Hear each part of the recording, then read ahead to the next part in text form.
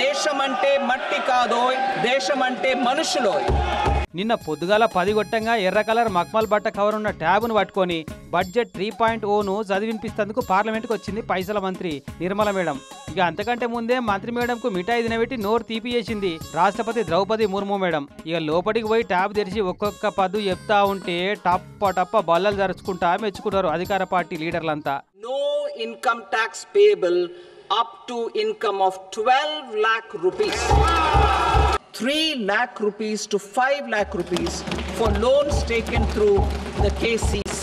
మొత్తం 50,65,345 కోట్ల పద్దట.